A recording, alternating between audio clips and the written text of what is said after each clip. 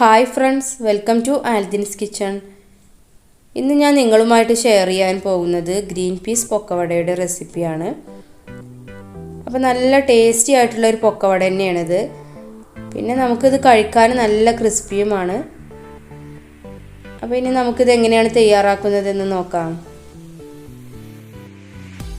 അപ്പോൾ ഞാനിവിടെ ഒരു അരക്കപ്പ് ഗ്രീൻ പീസ് എടുത്തിട്ടുണ്ട്. ഇത് തലേ ദിവസം തന്നെ കുതിരാനായിട്ട് വെള്ളത്തിലിട്ട് വെച്ചിട്ടുണ്ടായിരുന്നു.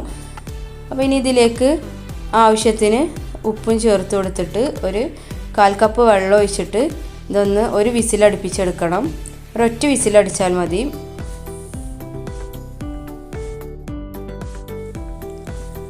അടുത്തതായിട്ട് ഞാനിവിടെ 2 വലിയ സവാള കട്ട് ചെയ്തതും പിന്നെ കുറച്ച് മല്ലിയിലയും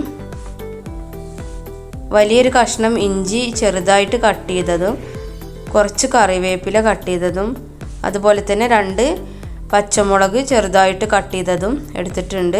ഇനി ഇത് നമുക്കൊരു ബൗളിലേക്ക് ഇട്ട് കൊടുക്കാം.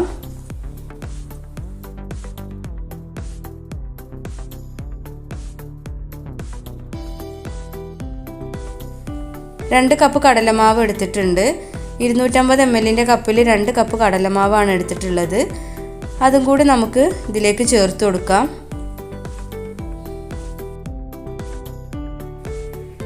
അടുത്തതായിട്ട് 1/4 കപ്പ് മൈദ ചേർത്ത് കൊടുക്കുന്നുണ്ട്. അതുപോലെ തന്നെ ഒരു 1/4 കപ്പ് അരിപ്പൊടിയും കൂടെ ചേർത്ത് കൊടുക്കുന്നുണ്ട്. നല്ല ക്രിസ്പി ആയിട്ട് കിട്ടാൻ വേണ്ടിയിട്ടാണ് അരിപ്പൊടി ചേർത്ത് കൊടുക്കുന്നത്.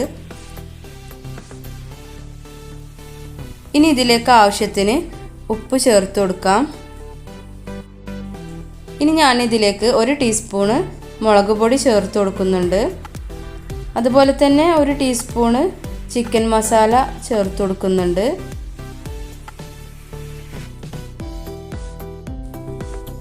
ഇനി കുറച്ച് കായപ്പൊടിയും കൂടെ ചേർത്ത് കൊടുക്കാം.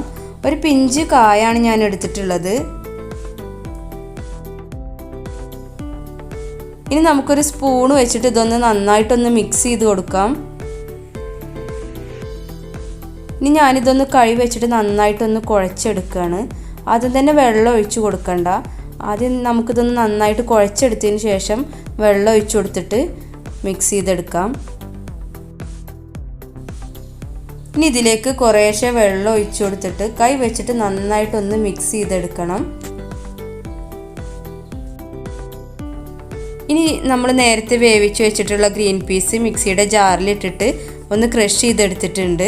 അതും കൂടെ ഇതിലേക്ക് ചേർത്ത് കൊടുത്തിട്ട് നന്നായിട്ടൊന്ന് മിക്സ് ചെയ്തെടുക്കണം. അപ്പോൾ ഇതിവിടെ നന്നായിട്ട് മിക്സ് ചെയ്തെടുത്തിട്ടുണ്ട്. ഇനി ഇത് നമുക്ക് 2 മണിക്കൂർ ഒന്ന് റെസ്റ്റ് ചെയ്യാനായിട്ട് മാറ്റി വെക്കാം. അപ്പോൾ ഇവിടെ ഏകദേശം 2 മണിക്കൂർ കഴിഞ്ഞിട്ടുണ്ട്. നല്ല ചൂടായ എണ്ണയിലേക്ക് ഒരു സ്പൂൺ വെച്ചിട്ട് നമ്മുടെ പൊക്കവടയുടെ മിക്സ് ചേർത്ത് കൊടുക്കുകയാണ്. ഇതിവിടെ ഏകദേശം ഒരു ഭാഗം റെഡി ആയിട്ടുണ്ട്. ഇനി ഇതൊന്ന് തിരിച്ചിട്ട്